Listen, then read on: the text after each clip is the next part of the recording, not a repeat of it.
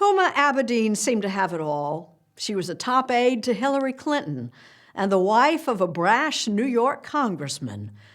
Then came the tabloid sex scandal. Norah O'Donnell is in conversation with Huma Abedin.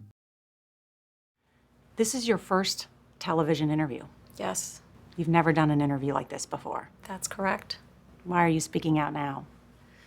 Well, I think for most of my adult life, certainly the last 25 years that I've been in public service or in the public eye, I have been the invisible person behind the primary people in my life. But what I realize is that if you don't tell your story, somebody else is writing your history. Huma Abedin's story is as unlikely as it is extraordinary.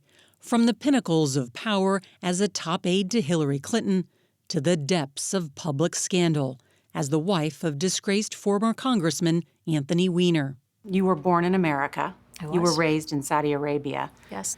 Her new book is called Both And, published by Scribner, part of Viacom CBS.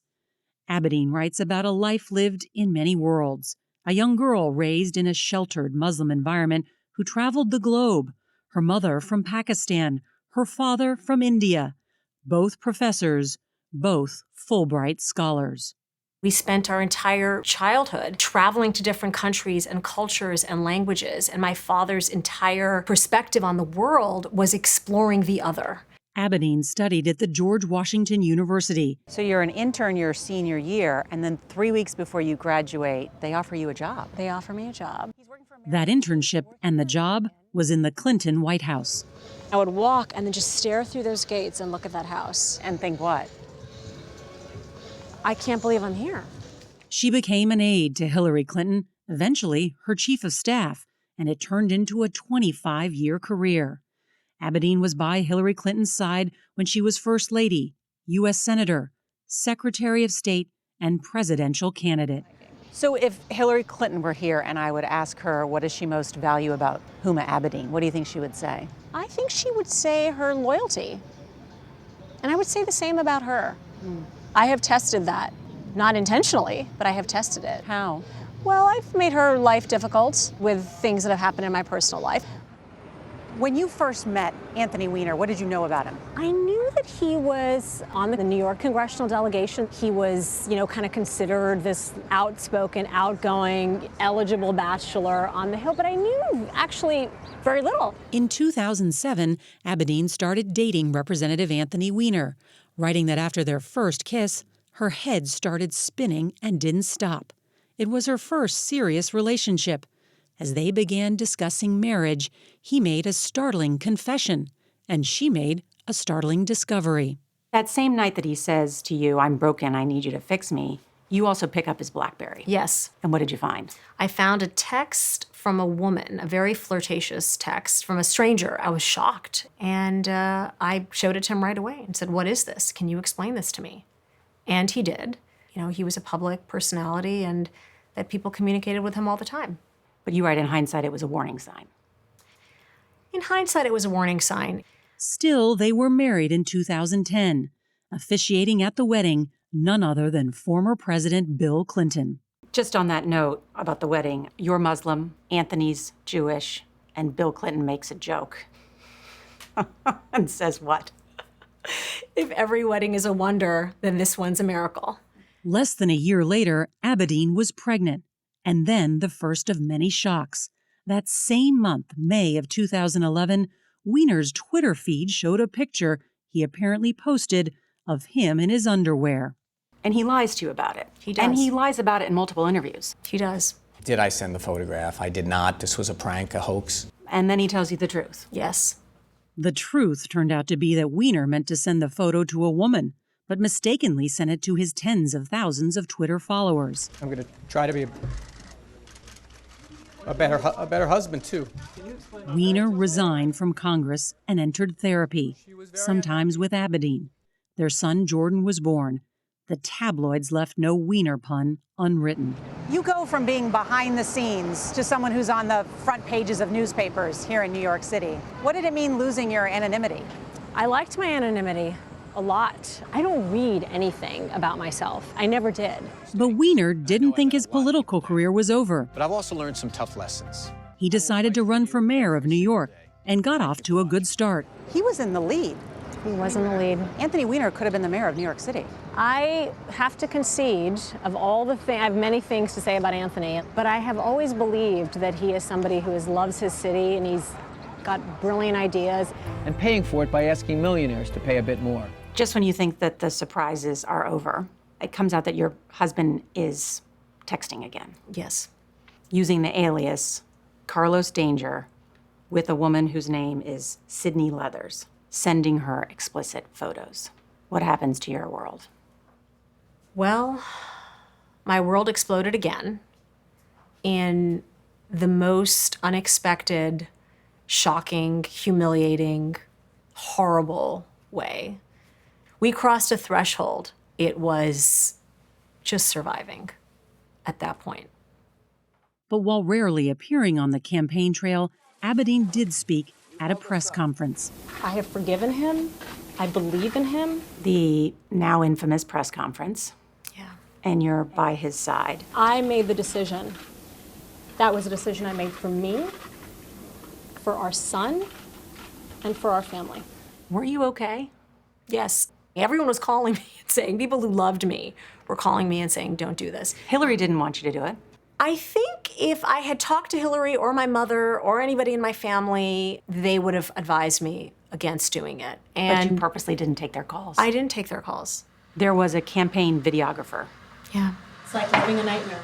who was there at a lot of moments during the campaign. It later became a documentary. Can we get a clip up of Huma standing alongside? There is a victim of spousal abuse. You look miserable throughout that campaign. So I have not watched that documentary. I don't think I ever will. You look sad. You almost look a bit in shock throughout it. In hindsight, I was still in a tremendous amount of trauma. Weiner was trounced, coming in last place in the mayoral primary. We were just two severely broken, traumatized people. I couldn't see that he was completely disintegrating. And we just went into our corners. So I want you to explain that, because I do think that context is important, because you're a busy working mom. Because people will ask, and because you've just said that you crossed a threshold, Yeah. but you stayed with him. Why? I think in part it was a financial decision. In part it was, we moved into a duplex and Anthony took one floor and I took another. And we were very concerned about our son and having a stable routine for him. It really took a toll on your mental health. It did. You write that for a brief second you contemplated walking off the subway platform.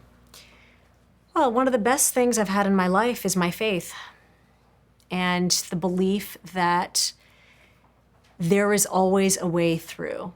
Abedin reveals that she later found evidence that Weiner's affairs were apparently not just online. She discovered an old phone of his. I found communications with women, and it was quite devastating. I know it's hard for you to say it, but you found that he was having physical relationships in your apartment. Yes. It seems like just betrayal after betrayal after betrayal. It was that moment that I realized the way I had been handling my response to him was not working. By 2016, Anthony Weiner and Huma Abedin were officially separated. A month after Hillary Clinton became the Democratic nominee for president, yet another bombshell. This picture of Weiner in bed with their young son was leaked. That triggered an investigation by Child Protective Services. They're showing up at your apartment all the time, checking on the well-being of your son. Were you worried you would lose your son? Yes. Ask any parent what it feels like that somebody is judging whether you're a fit parent and whether you can keep your child. It's hard to put in words. A few weeks later, Abedin's two lives truly came crashing together. Weiner was caught sexting with an underage girl, and FBI agents found emails involving Hillary Clinton on his laptop. Any reaction to the FBI investigation? Just 11 days before the election, FBI Director James Comey announced he was reopening an investigation into Clinton's emails. He would finally close the probe 2 days before Election Day, but many considered the damage had been done. You write, this man Weiner was going to ruin me, and now he was going to jeopardize Hillary Clinton's chances of winning the presidency. And then you write, you called Anthony Weiner and you said what? Anthony, I said, wanting to shake him through the phone, if she loses this election, it will be because of you and me. That night, I wrote one line in my notebook. I do not know how I am going to survive this. Help me, God. Yeah. I've just received a call from Secretary Clinton. It all ended, of course, with Hillary Clinton losing to Donald Trump. The debate over what caused her defeat, however, has never ended. Hillary Clinton could be in her second term as president right now. That is a thought that crosses my mind probably more than it crosses hers. That is something that lives here that I think I'm going to take to my grave. When you say take it to your grave, do you mean because you think about something you could have done to help fix the situation, make it better, because you're kind of in that fix-it role? I have reconciled, and it took me a while to reconcile that it was not all my fault. I lived with that. I did. I don't believe that anymore. It's more a sense of an ache in the heart, that it didn't have to be. And also my belief that she would have been an extraordinary president. I mean, she really would have, and what it meant for women and girls, not just in this country, but around the world. 5 years later, Huma Abedin is still at Hillary Clinton's side. Here she is when Bill Clinton was hospitalized a couple of weeks ago. Anthony Weiner served 18 months in prison after pleading guilty to transferring obscene material to a minor. Abedin and Weiner are finally finalizing their divorce. They still see each other as they raise their son, who is now 9 years old.